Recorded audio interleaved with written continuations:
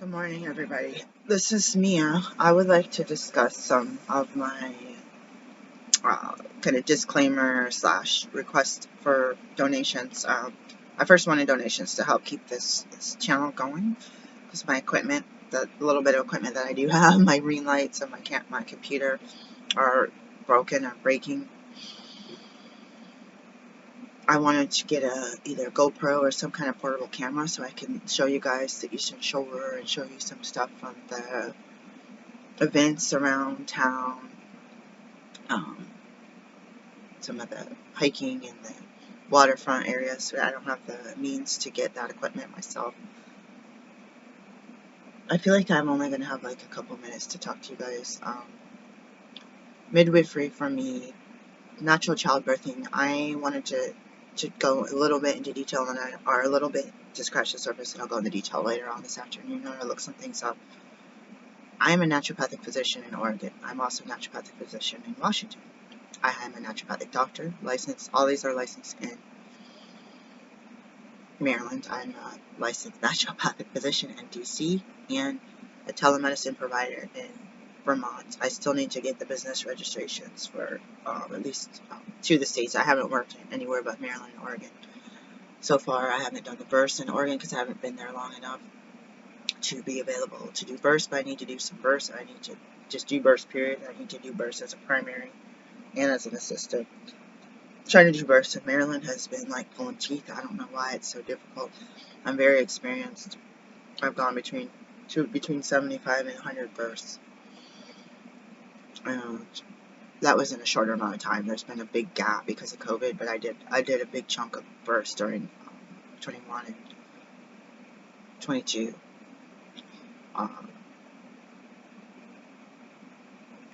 So I guess there was a gap before COVID because I was working all these part-time jobs. I was told in order to take the national NARM exam to be a CPM in Maryland, I have to go back to a 4-year medical school, or not medical school, bachelor's, I guess, in midwifery. I don't have the means to do that. I would love to, redo it. I wouldn't mind, redoing it, but I don't have the finances. And I'd be retaking all the classes I already took, which I don't mind reviewing, but I don't want to pay another $75,000 to do it. If I had that money, I would do it. Or I'd just become a certified nurse midwife, which I might consider. But I am able to do births in DC. I have a couple things that I need to do, and I'm able to do births in Vermont. I've never been to Vermont. I should be eligible to take NARM through Washington State as a naturopathic doctor, unless they change something.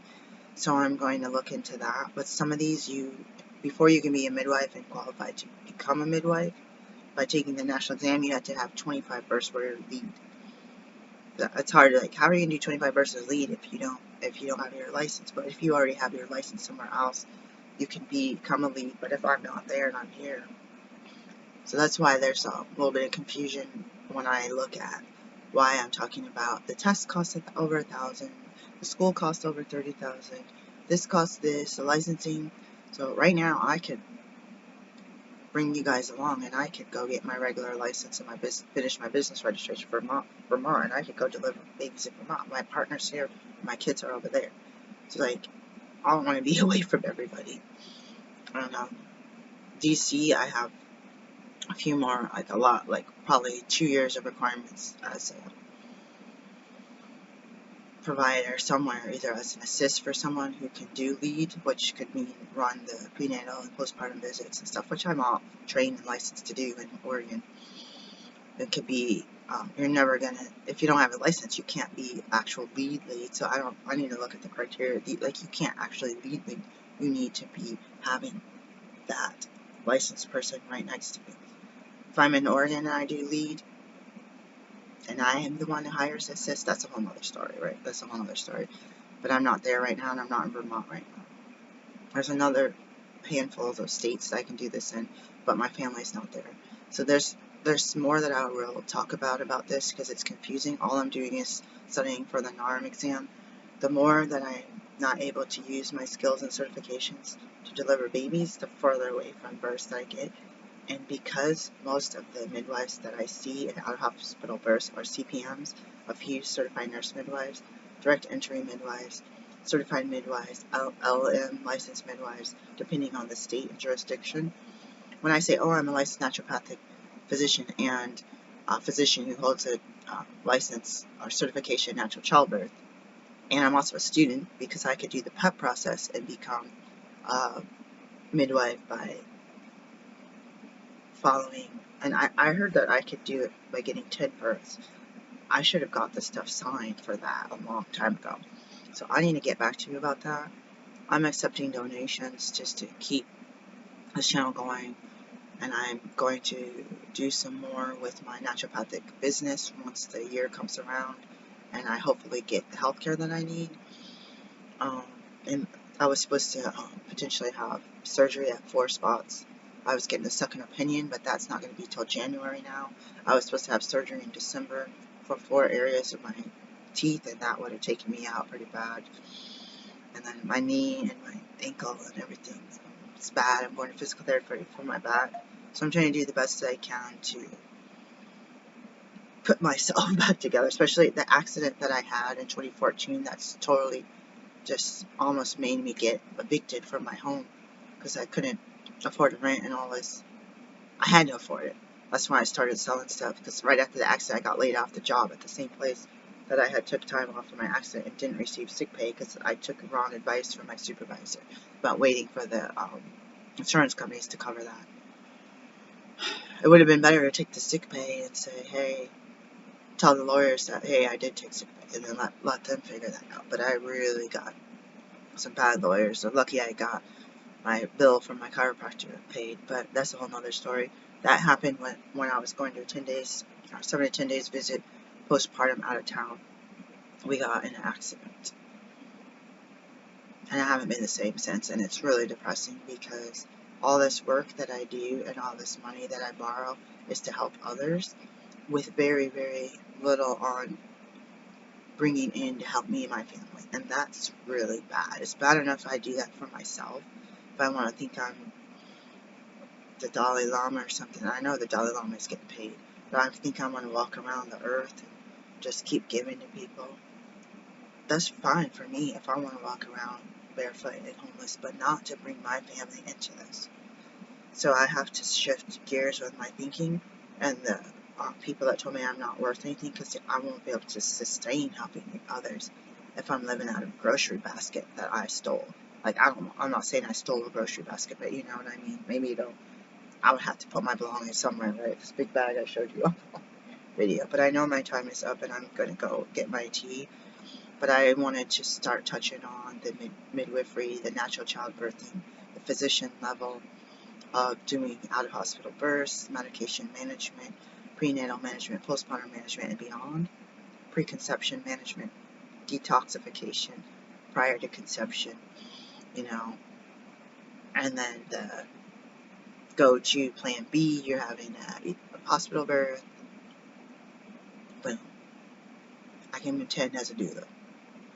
It's not yet, even though we can do everything except for C-sections out of hospital. We can't just say, hey, I'm going to go to the hospital and get on the payroll. Who knows, maybe I should try that route.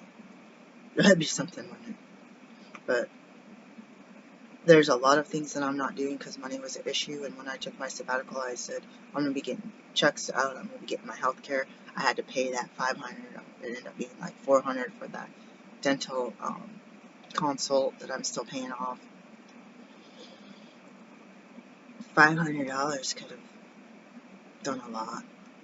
I'm sad about that. I shouldn't have done it. People aren't taking my Medicaid, so I'm not trying to just be like panhandling. Like, I feel like I'd be better off if I did stand outside with a pan and a sign, but I'm trying to just get myself at a spot where all the pieces are falling into place and my foundation's set to be a successful businesswoman and to have the right credentials, because I could also do co-care, which we've done before when I was a student midwife. Co-care, where they know they're having a C-section or they're having this type of birth, but they want the naturopathic option of prenatal care and the dietary and the lab interpretation and the different kind of botanical medication, homeopathy and stuff, what's safe, what's not. People want that care, so I might do that up north. while I can, and even in the West. Under the states that one, I'm already licensed, two, for midwifery, but the other one I just had to get, instead of a telemedicine license. Actually, I don't know. I got a form to fill out. Someone directed me to a form that I fill out for the midwifery in Vermont. So they allow midwifery telemedicine from out of state. So they're not necessarily delivering the babies. You're not allowed to do it in person. So if they're allowing midwives to do it, then I should jump on that and deal with the paying. That's when my credit card's maxed out because of all of the requirements for regular licensure. Registered agent. All this stuff. Continuing education courses. I can do ketamine assisted therapy in Oregon, and I need to do the IV affidavit or whatever it is, not affidavit, whatever it is to say that I had the classes. So I'll probably do that this week and do some other work, charting and everything. And calling people back, rescheduling people. And the sabbatical was supposed to be some self-reflection, enjoying my time, cleaning my house, organizing, doing some work with the eBay store, getting this clutter out of here, just donating it, period. But it's been like putting one fire after another out. Deadlines with my notary stuff, which feels like a waste of time. I almost feel like I should just let that go and just retaking the test later, retaking the licensing exam that way. It was pretty hard, guys. It wasn't terribly like impossible, but I'm not saying that that was easy. It might have been easy for some people depending on who their teacher was. But I'm gonna go have my tea time, and I'm gonna get this to-do list back out. But I'm pretty sick. You can't really, you can tell by my voice, but with my diet and stuff, it's harder to tell that I have cold or congestion. Sometimes I'm wondering about allergens and intolerances contributing to my nasally symptoms. But I definitely wanted to talk some about the natural childbirthing and the struggles that I've had, and just to give an overview of why I'm asking for donations. I've done 2 or 3 GoFundMes and still received 0 over the past several years, including when I was injured. There was a matching thing during COVID, where anyone who gave to you, they'd match. Facebook or someone was going to match. Maybe it was half match or something. We can give to all these corporations, we can give to nonprofits, we can buy, donate to certain people, but other people don't do. And I just need to, like, I was reading about some ailments, and I said, well, maybe I could join a support group for ADHD, or grief, or PTSD, or OCD. Maybe I could join a support group and work a program. If I'm not getting that help for people that get paid, maybe I could do it by being a part of a program. And I haven't followed that route, but I've seen some tips online on YouTube about, do you wonder why you're struggling with this because you have this condition? Well, I am too, and here's what I do. And I'm like, oh my gosh. It's like a light bulb comes on,